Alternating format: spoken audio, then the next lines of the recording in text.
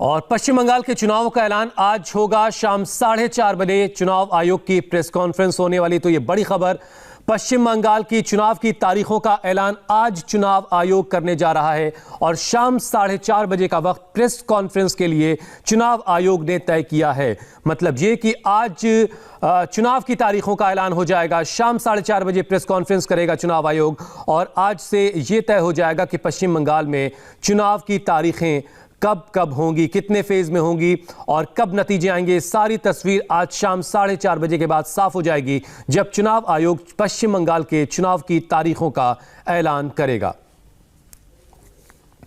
तो बड़ी खबर, शाम 4:30 बजे आज चुनाव आयोग की प्रेस कॉन्फ्रेंस है जिसमें पश्चिम बंगाल का पूरा शेड्यूल चुनाव का उसका ऐलान किया जाएगा। पश्चिम बंगाल में कब चुनाव होंगे और कब तक नतीजे आएंगे, ये सारी बातें आज साफ हो जाएंगी। आज एक प्रेस कॉन्फ्रेंस 4:30 बजे चुनाव आयोग की तरफ से होगी जिसमें पश्चिम बंगाल का पूरा शेड्यूल दिया जाएगा। हमारे संवाददाता मनीष भट्टाचार्य इस वक्त हमारे साथ और ज्यादा बातचीत के लिए तैयार हैं। मनीष, लगातार चुनाव आयोग की टीम जो है वो पश्चिम बंगाल की जो प्रशासनिक तैयारी, चुनाव की तैयारियों को लेकर के दौरे कर रही थी और अब तारीखों के ऐलान का वक्त आ चुका। आज शाम 4:30 बजे प्रेस कॉन्फ्रेंस होने वाली है। देखिए, बिल्कुल ये शायद इस पर नज़र पूरे देश की है क्योंकि अभी हाल में ही कुछ दिन पहले, एक हफ्ते पहले 125 कंपनी जो पैरामिलिट्री फोर्सेस की थी वो डिप्लॉयमेंट की गई थी पूरे पश्चिम बंगाल में। तैयारी तभी से लग रही थी और कल ईसीएस के जो बड़े अफसर थे उन्होंने बाकायदा कोलकाता में आके तमाम एडीजी, डीआईजी व प्रशासनिक अधिकारियों से मीटिंग की थी और ये अंदाज़ा लगाया जा रहा था कि जो पूरी जिस ताबड़तोड़ तरीके से तैयारी पूरे पश्चिम बंगाल में चुनावों की जा रही है, बहुत जल्द चुनाव की घोषणा का ऐलान किसी भी वक्त हो सकता है और ठीक वैसा ही हुआ है।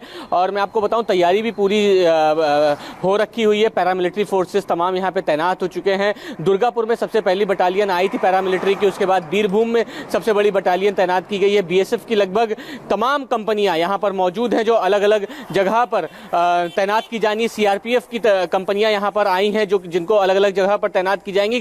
खासतौर पर उन जगह पर सबसे ज्यादा फोकस किया जाएगा जो पिछले चुनाव में जहां सबसे ज्यादा हिंसा थी और इस बार जिन्होंने आकलन किया है कि जहां शांति से चुनाव हो सके, तो कहीं ना कहीं चुनौती भरा पूर्ण रहेगा। लेकिन निगाहें शाम को 4:30 बजे प्रेस कॉन्फ्रेंस पे रहेंगी कि चुनावों की तारीख का कौन सा दिन मुकर्रर होता है। भास्कर मिश्रा इस वक्त मेरे साथ दिल्ली से जुड़ रहे हैं। भास्कर, कुछ अंदाजा लगा पा रहे हैं कितने चरणों में चुनाव होंगे और कब तक नतीजे आएंगे? देखिए, जहां तक पश्चिम बंगाल के चुनाव की बात है तो ये माना जा रहा है 5 से ज्यादा चरण में चुनाव हो सकते हैं सुरक्षा कारणों को देखते हुए। जिस हिसाब से पैरामिलिट्री फोर्स की डिप्लॉयमेंट वहां पे की जा रही है, जिस तरह से राजनीतिक प्रतिद्वंदिता है वहां पे, जैसे राजनीतिक कार्यकर्ताओं की हत्याएं की जाती है, जिस तरह से हर चुनाव में ये आरोप लगता है कि एक पर्टिकुलर पार्टी के वर्कर्स को बूथ तक नहीं पहुंचने दिया जाता है, तो ये देखते हुए ये माना जा रहा है कि वेस्ट बंगाल का चुनाव ज्यादा से ज्यादा चरणों में किया जाएगा। लेकिन 4:30 बजे की प्रेस कॉन्फ्रेंस में ये देखना होगा कि पश्चिम बंगाल के बाद असम, पुडुचेरी और बाकी जो 5 राज्य हैं, कुल 5 जो हैं, वहां पे चुनाव का तारीखों का ऐलान होता है या कि वेस्ट बंगाल या 1-2 राज्यों का होता है। अभी से कुछ देर बाद इलेक्शन कमीशन औपचारिक रूप से इसकी जानकारी देगा, लेकिन ये तय है कि 4:30 बजे किया जा सकता है जिसमें वेस्ट बंगाल के चुनाव की घोषणा की जाएगी। और ये शुरू से माना जा रहा है कि ज्यादा से ज्यादा चरणों में पश्चिम बंगाल में चुनाव करवाया जाएगा जिससे एक चुनाव शांतिपूर्वक हो। ये देखा गया है कि चुनाव कोई भी हो पश्चिम बंगाल में और वहां पे हिंसा जरूर होती है, चाहे लोकसभा की चुनाव देख लीजिए या उससे पहले जो विधानसभा का चुनाव हुआ था। तो इसको ध्यान में रखते हुए पैरामिलिट्री फोर्स और सुरक्षा कर्मियों की जो जरूरत है किस इलाके में कितनी, उस हिसाब से ये तय किया जाएगा कि कितना होगा। लेकिन ये माना जा रहा है ज्यादा से ज्यादा चरणों में पश्चिम बंगाल में चुनाव होगा। भास्कर, पिछले वक्त में हमने देखा है जिस तरह से राजनीतिक हिंसा पश्चिम बंगाल में होती रही, राजनीतिक हिंसा बल्कि, उसको लेकर के चुनाव आयोग काफी संजीदा रहा। चुनाव आयोग की टीमों ने दौरा किया। मतलब ये कि अगर आज प्रेस कॉन्फ्रेंस करके तारीखों का ऐलान होने जा रहा है तो सारी तैयारियां मुकम्मल हो चुकी हैं और जाहिर सी बात है और उससे चुनाव आयोग संतुष्ट भी है, उसके बाद तारीखों का ऐलान हो रहा है। बिल्कुल, देखिए हुसैन, सामान्य रूप से प्रक्रिया ये होती है कि चुनाव आयोग अपनी पूरी तैयारी करता है, फिर उसके बाद जो सीनियर ऑफिशियल्स हैं इलेक्शन कमीशन के वो राज्यों का दौरा करते हैं, वहां पे लॉ एंड ऑर्डर की क्या सिचुएशन है और आगे सुरक्षा के लिहाज से क्या जरूरत है, इसका एक खाका तैयार किया जाता है। फिर उसके बाद केंद्र से सुरक्षा बलों की जरूरत को बताया जाता है कि फलाने राज्य में हमें इतनी सुरक्षा बलों की जरूरत है, और वो सब पश्चिम बंगाल के लिहाज से अगर देखें तो वो पहले ही हो चुका है। इलेक्शन कमीशन के सीनियर ऑफिसर्स जा चुके हैं, मीटिंग्स हो चुकी है, चीफ सेक्रेटरी के जरिए तमाम जो जरूरतें हैं वो तय की जा चुकी है, पैरामिलिट्री फोर्स जो है वो डिप्लॉय हो चुके हैं।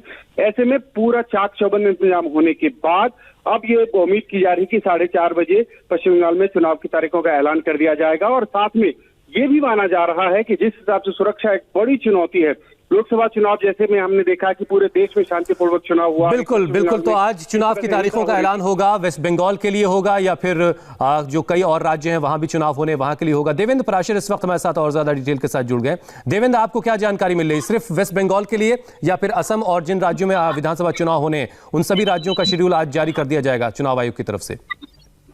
देखिए, आधिकारिक तौर पे बता दी गया, लेकिन जो तैयारियां थी वो निश्चित तौर पे ये मान के चलिए कि पश्चिम बंगाल, असम, इन राज्यों के भी चुनाव तारीखों का ऐलान आज कर दिया जाएगा, क्योंकि चुनाव आयोग की जो तैयारी थी वो इस लिहाज से चल रही थी। और ऐसा बताया जा रहा था कि कम से कम 2 फेज में असम के चुनाव हो सकते हैं, 5 से 6 फेज में कम से कम वेस्ट बंगाल के चुनाव हो सकते हैं। हालांकि भी जैसा कि मैंने पहले आपको बताया कि आधिकारिक तौर पे इस बारे में कोई जानकारी नहीं है, लेकिन चुनाव आयोग के लोगों से पिछले कुछ महीनों में, पिछले कुछ दिनों में जो बातचीत चल रही थी, उस बातचीत से ऐसा संकेत मिल रहा था। और लगभग 1 सप्ताह पहले चुनाव आयोग के हाईली प्रेस सोर्सेज ने बताया था कि 26 या 27 तारीख को चुनाव की तारीखों का ऐलान हो सकता है। और हालांकि उसके बारे में ज्यादा कयास तो ये लगा रहा था कि मार्च के फर्स्ट वीक में, लेकिन इंडिया टीवी ने जब चुनाव आयोग के सूत्रों को खंगाला था तब उन्होंने ये बताया था कि 26 या 27 तारीख को ही चुनाव की तारीखों का ऐलान कर दिया जाएगा, क्योंकि हमारी सारी तैयारी पूरी हो चुकी है। अब शाम 4:30 बजे जब अनाउंसमेंट होगा तो देखना होगा कि कितने फेज में किस तारीख पे ये सारी चीजें की जा रही है। देवेंद्र, अगर हम साल 2016 के विधानसभा चुनाव की बात करें तो सबसे पहले जो नक्सलाइट अफेक्टेड एरिया थे, जहां पर ज्यादा खतरा था नक्सलवाद का, उन इलाकों में 2 फेजेस में चुनाव करवाए गए थे। उसके बाद फिर 17, 21, 25, 30 और 5 मई को, यानी 5 अलग अलग चरणों में सामान्य इलाकों में जिनको नक्सल एरिया नहीं कहा जाता, जो नक्सल अफेक्टेड नहीं, वहां पर हुए थे। मतलब करीब 7 चरणों में वहां पर चुनाव हुए थे। तो इस बार कुछ हालात पहले से बेहतर हैं और हम 5 से 6 चरणों में देख सकते हैं वेस्ट बंगाल का चुनाव। जी हाँ, इसके बारे में ये संकेत तो जैसा कि मैंने पहले आपको बताया कि इसमें आधिकारिक तौर पर कुछ भी कह पाना बहुत मुश्किल है कि कितने फेजेस में होगा, लेकिन ये बताया जा रहा था कि 5 से 6 फेज की सुगबुगाहट तो चल रही है। दूसरी चीज की आसाम के बारे में ये बताया जा रहा था कि 2 फेज में आसाम के चुनाव हो सकते हैं। उसमें से पहला फेज होगा जब बंगाल का पहला फेज होगा, उसके आसपास हो सकता है, और आखिर में फिर दूसरा फेज हो सकता है।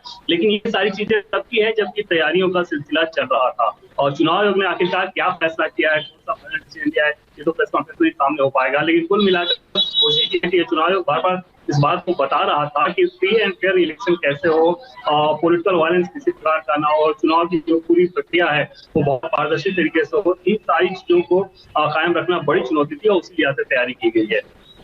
देवेंद्र, एक मांग जो ओवैसी ने कल की रैली रद्द होने के बाद की थी कि जिन इलाकों में जहां पर उनकी रैली होनी थी वहां के अधिकारियों ने उनको इजाजत नहीं दी, तो चुनाव आयोग को से वो कहने वाले थे, शिकायत करने वाले थे कि भाई जब आप तारीखों का ऐलान करें और जब कोड ऑफ कंडक्ट लागू हो जाए उसके बाद उन अधिकारियों का तुरंत तबादला कर दिया जाए।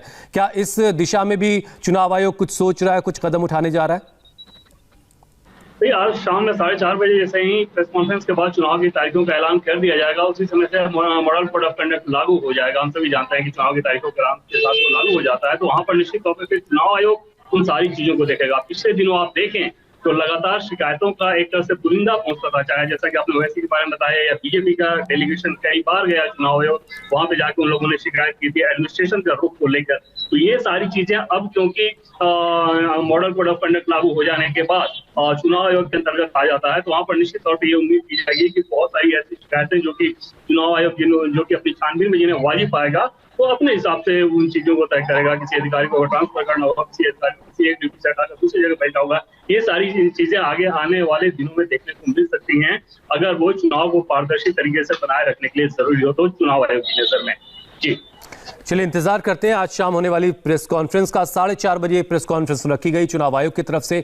पश्चिम बंगाल की चुनाव की तारीखों का ऐलान मुमकिन है और मुमकिन ये भी है कि जिन राज्यों में और चुनाव होने असम के अलावा उनकी तारीखों का भी ऐलान कर दिया जाए। लेकिन जो तैयारियां हैं पश्चिम बंगाल में चुनाव को लेकर के, उसकी तैयारियां पूरी मुकम्मल होने के बाद ही तारीखों का ऐलान होने जा रहा है। देवेंद्र, हमने ये भी देखा कि लगातार चुनाव आयोग की जो टीम है वो भी विजिट करती रही और राजनीतिक हिंसा के मद्देनजर, जिस तरह की राजनीतिक हिंसा हमने देखी है, पश्चिम बंगाल में, और वो सारी तैयारियों से संतुष्ट होने के बाद ही आज की तारीखों का ऐलान हो रहा होगा। एक ब्रेक मुझे लेना, ब्रेक के बाद फिर हम आपके पास लौटेंगे। ब्रेक पर जाने से पहले बता दें कि इंडिया टीवी पर आगे आज आपके लिए क्या क्या खास है।